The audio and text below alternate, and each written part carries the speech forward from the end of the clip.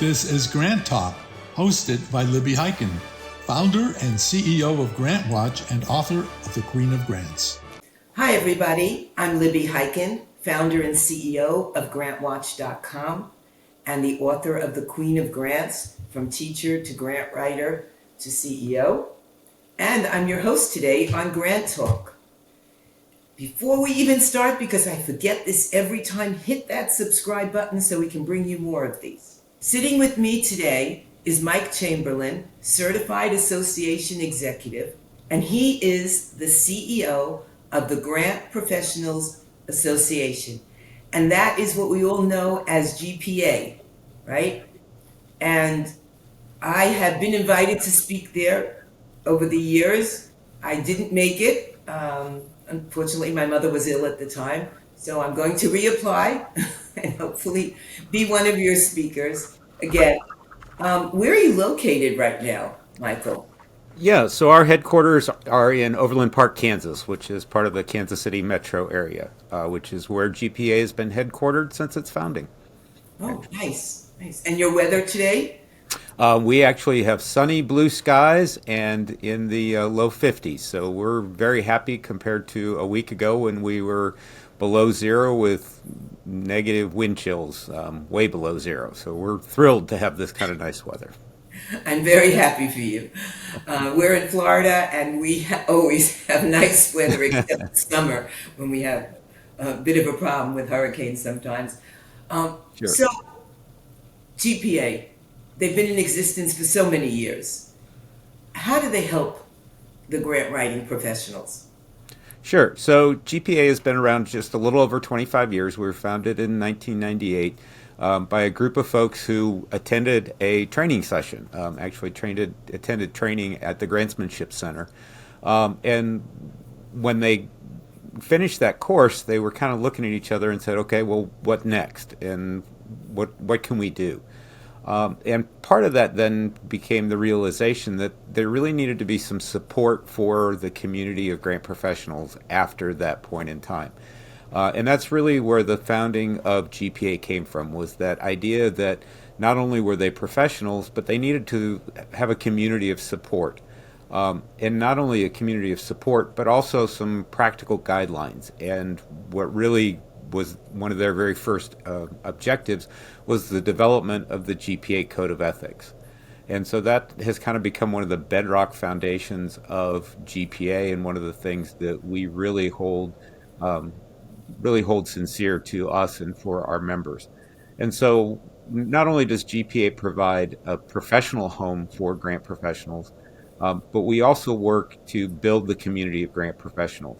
As many of you know, working as a grant professional, oftentimes you're the only person in your organization that does that kind of work. You may have a whole team of people doing development or, doing special events and things like that. But there's oftentimes only one grant professional. And they frankly speak a little bit different language than the rest of the development staff. And so that's one of the biggest things we do, is create that community of grant professionals and resources around that, so that that lonely grant professional can reach out to other grant professionals in other organizations for resources, for sharing of stories, sometimes good, sometimes bad, and help them with that community to really be a powerful community. Sometimes when I was writing grants, I would get a question and I'd look at it and I'm like, what do they mean? And I'm a fairly good communicator and cognitive abilities, but I'm looking at so I needed to call up other grant writers and say, what would you do here? Just give me some idea, a starting point or something, especially in the federal grant applications when there are so many bullet points, right? Yeah, absolutely. And I'm looking at them going, but I answered that in this one, the one before or the two before. And maybe I need to just give it a different twist, or maybe they're looking for something altogether different. So now we have AI that can help you also. You have somebody to ask, like, what do you think they mean by this question? But yeah, absolutely. And, that's one of the things that's probably one of the biggest benefits our members talk about, is having that community to be able to go ask those questions. And just like you said, whether it's a federal grant or a community foundation or even a family foundation grant, sometimes you run into that question on the application. You go, what are they talking about? What do they mean? And so it's reaching out to the community and finding somebody who may have been a reviewer in one of those programs, or has done that grant before and has been successful with it, and is willing to share that experience and say, well, here's our approach on how we handled that particular question. How do they reach out? So that somebody becomes a member of GPA. I guess they sign the code of ethics. Right. So yeah. So really, the two things to become a member of GPA is agree to abide by the code of ethics and pay your membership dues. And so inside of that, behind our member firewall, if you will, we maintain a private online community we call Grant Zone, which is where members can come and share those questions with other grant professionals, those who have, again, who have agreed to abide by the code of ethics and understand what it means to be a grant professional.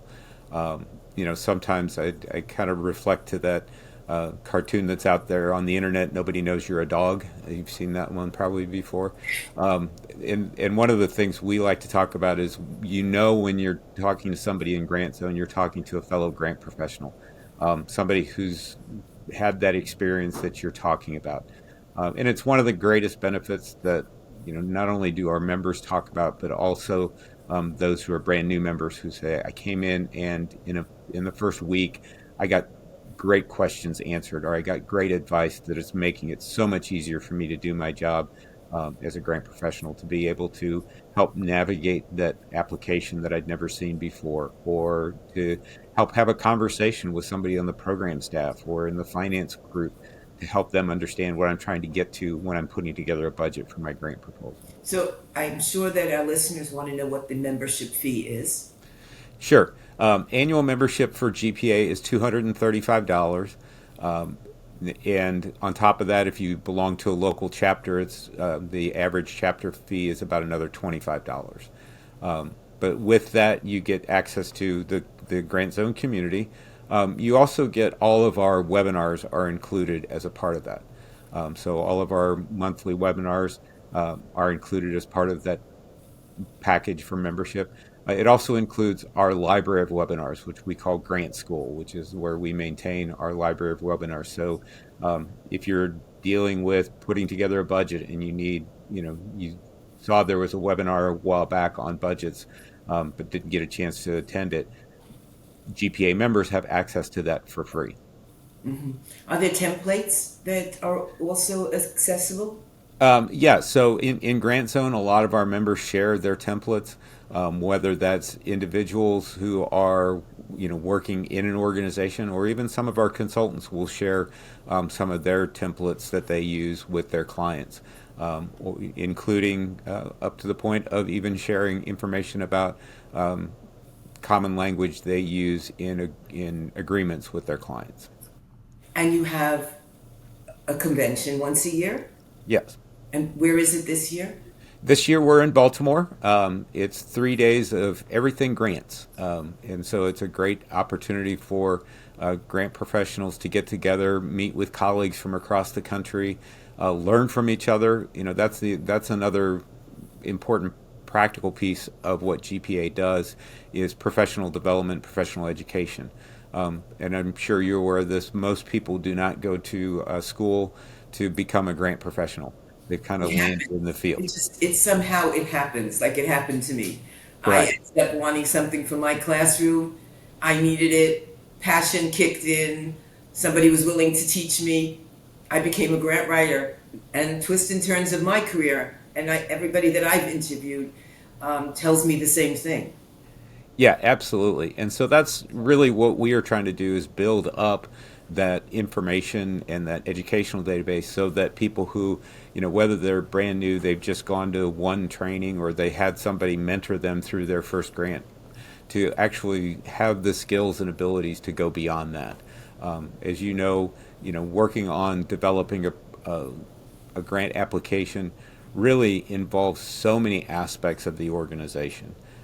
It's about the organization's mission and vision, and how you spell out those core values to to the organization. It's about understanding the finances and how does the grant finances fit in with the other finances of the organization. And probably most importantly, how does it work to support the programs and projects of the organization? And how are the program staff going to be integrating this grant into their daily work that serves the community? And what are the outcomes and the expected, the expectations for how this is going to make the world, frankly, a better place? Right. So, how does I know that your staff, your membership, they use GrantWatch on a regular basis. How does it help them? What have they said? I think it's one of the things that it's so important for grant professionals is finding the right match to a grant for a grant opportunity. And so I think one of the things that it's kind of one of those skill sets that I think people overlook within the grants process is actually figuring out what your organization needs and then going to find the right grant that's going to match with your organization. Again, whether that's from a state grant, some sort of government grant, or a community foundation or a family foundation. And so being able to utilize the database to be able to sort through, frankly, some of the noise. Right. Because it does take, if you're doing it, I guess I'll say it this way, if you're doing it right, it takes significant effort to put together a grant application. And you don't want to waste your time or the grant maker's time in sending them an application that just doesn't fit or doesn't match. And so being able to do the research, find out what grants are available, be able to find out does that match, is the funder looking to fund the kind of programs that we're producing, that's super valuable. And that's what we try to show you in the grant detail page. More than any other grant website, we dig down into it. We have grant associates that review the applications so that they can bring forth some key points for you, not just the blurb that everybody cuts and pastes all over their grant website. So there's a lot more there for you. Yeah, and I think that's one of the things that's important for people to recognize too. And I think it's, again, another piece that people don't necessarily pay attention to, but is the part of it that is about relationship building, in understanding not only is this organization a good fit for us, but how can we connect with that organization? And so being able to have that additional research piece of it to say this is what they've funded in the past and that's in alignment with what we do, and maybe there's somebody that we can connect with to have a conversation about how their organization might fund something we're doing. Yeah, I've been interviewing community foundations, and they say, give us a call. Before you even submit an application, run your idea by us, and we'll tell you if you're on the right track. When somebody starts writing a grant for an organization, the entire organization is somehow involved, because you need this piece of paper, that document. You have to figure out how it works if it's a preschool. How does it integrate in the current program? So everybody's involved. And there's no reason to waste people's time. So first, check it out. If they're taking calls, then 100% make that phone call. If there's a Q&A session, attend so that you can ask your questions. Yeah, one of the great things that a lot of our local chapters do are funder panels, where they will get funders from their local community to come in and talk about not only what their priorities are as a funder, but what they're seeing within the industry. And some of those, most recently they've been talking about AI, but you're exactly right. That's one of the things that I've heard repeatedly at those funder panels, no matter what city I'm in, wherever we're at. I repeatedly hear the folks on those panels saying, give us a call, have a conversation with us before you even start. Let's make sure there's some alignment there. Ask your questions up front. Let's find out whether we're a good match for you. And again, sometimes it may be you're thinking of doing something really creative and innovative, and maybe that's something the foundation hasn't heard about before, but once you've had an initial conversation with them, they can say, oh, that exactly fits with something we've been thinking about. We just didn't know how to describe it. And so I think having those conversations are so important. And you know, I've also heard that a lot of them are doing site visits because with the um, increase of people using AI, they're not sure whether the organization is capable of doing what they're saying they're going to do. You can Yeah. have an organization with people that are limited English speaking using AI, and then they want to do something that it's beyond their capability, right, in the realm of reality. And so they have this wonderful grant, but they're not getting the money because there's going to be a site visit. Yeah, and I think the other part of that too is it's the to me it's a little bit of the uniqueness of grants compared to some other, especially if you're looking at it from a fundraising perspective, is that there is that extra accountability with most grants, where the funder wants to get a report on how was how were the funds used and what were the outcomes and how did that match up with what you thought they were going to be. And again, that doesn't mean you're going to hit it out of the park every time, but we'd like to at least know you have the capacity to do this. And exactly to your point of being able to do that site visit ahead of time to say, you've said you've got the capacity to do this or need this funding to help you get over the top to actually accomplish this. Tell me, show me, help me understand so that we're making a good investment as we all know, many organizations, many grant making organizations get many more requests for funding than they have the funds to be able to do something with to make that funding happen. And so for them, they want to make sure they're doing best by their organization to fund the things that are going to be successful. And you know what I've heard? That the people that communicate with the funders and send them pictures and videos or invite them to some event, they get funded again. Yeah, again, I think that relationship component that people think, well, it's just I'm just filling out an application and sending it in. Well, you are, but there also you're building a relationship with that foundation, with that grant maker, and that's true even of government grants as well. You're building up a relationship and building a history so that the entity and one of the things that I heard a long time ago, and it has really stuck with me in terms of the grants world. The people making the decisions are still people. Grants don't just get fed into a machine and they kick it out on the other end. There's reviewers. There are, you know, grant making boards that whether it's a local community foundation or a family foundation. The families oftentimes the family is making a decision. So it is people involved in making the decisions. And so they want to see, exactly as you said, they want to hear those stories. They want to see how things are progressing and how are we making things better? How are we, reshaping the world through the transformative power of these grants to really make things better for everyone. And tell us when your convention is so everybody knows. So this year we are October, if I got to remember my dates right, I believe it's October 30th through November 2nd this year. But we'll have that information up on our website, which is grantprofessionals.org. But the Grant Summit is our big in-person event. We do have various other events throughout the year, including we've got an event this Friday called I Learn Live, and we're going to have a focus in that event on artificial intelligence and how grant professionals are using AI in their daily work. And how they shouldn't. Yeah, true, very true, very true. Yeah, because they're I just a couple quick things about that is we absolutely believe that AI can be used as a tool to help make grant professionals more effective and efficient in what they do.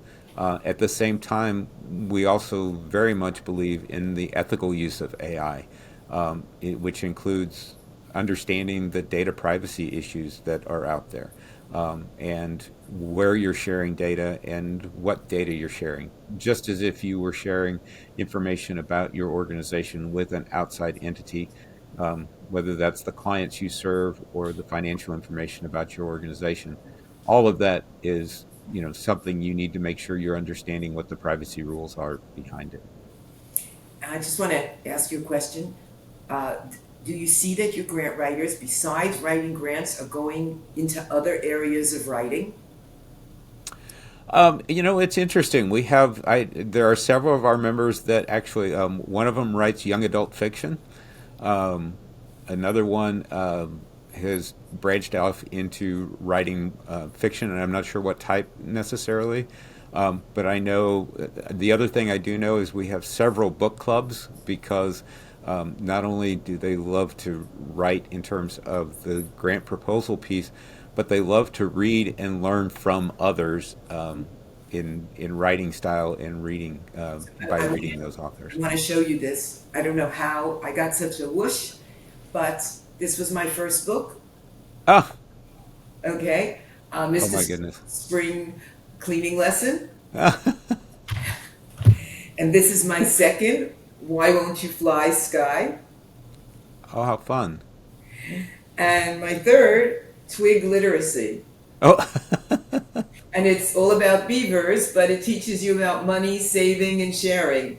So, oh, okay, and this just happened recently. Many years ago, I had written some children's books, and then if you wanted to self-publish, you had to pay a lot of money.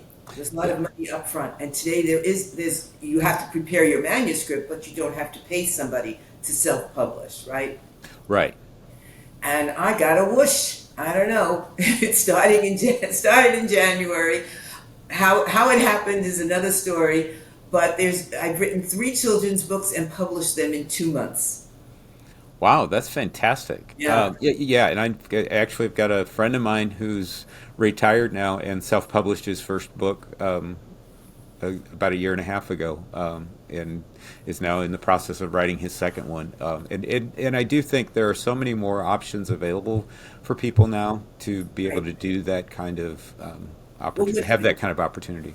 When I published this book, The Queen of Grants, I learned all about publishing, Oh, right? But that's not with pictures. So, right.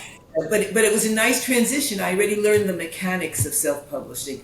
And that's what I think that a lot of grant writers are going to as they want to ease off of grant writing, which is really, it's a high stress job, Hmm. right? And when Yeah. you want to take a break, there's something else you can do that's just a lot of fun.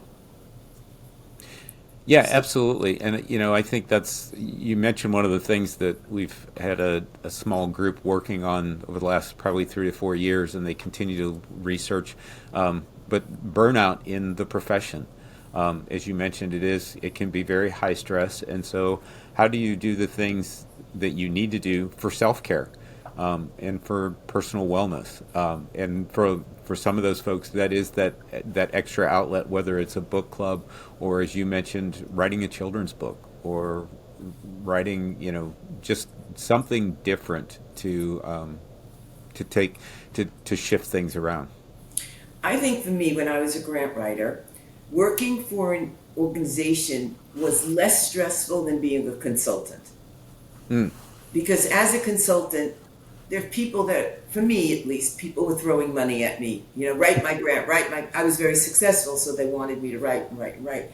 And you don't want to say no, but sometimes you have to say no because there's a limit to how much energy you can put in. Right. Yeah, absolutely. And I think, that's one of the things that I hear from a lot of our folks and some people who are exploring making a transition from being employed to doing independent consulting. They want to make sure that they are serving people well. For grant professionals, so oftentimes it is the passion that they want to be able to bring to their daily work to make a difference in the world. And we have grantwriterteam.com where grant writers sign up, and now their profile is up on the website. And if an organization is looking for a grant writer, they put up an ad. Very minimal cost for both sides. We don't take any commission or any finder's fee or whatever. It's just an advertising on both ends. And you can stay up as long as you want, come down quickly. It depends what a grant writer wants to do. Maybe they have a lot of work, so they'll close down. Then they'll open up their profile again. And it helps them. So if they want to be the homeless specialty, they can list themselves that way. And if they want to move on to something else, they can change their profile. So that helps. But grant writers have to be able to manage their time appropriately. Otherwise, everybody gets hurt. Yeah, absolutely. And that's where, for some folks as consultants, they want to have that flexibility and freedom to manage their time and work for the groups they want to work for.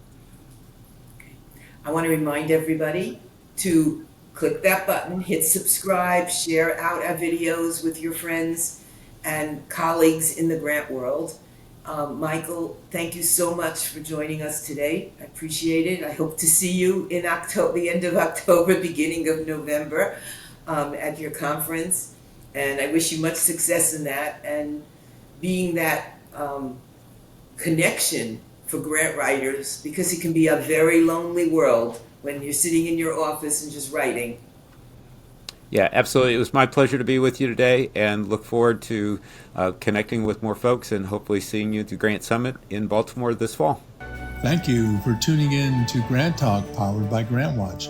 Don't forget to like, comment, and subscribe to this GrantWatch channel. Please consider subscribing to GrantWatch.com, and you can find the book, The Queen of Grants, by going to GrantWatch.com/book. Thank you again for spending your time with us.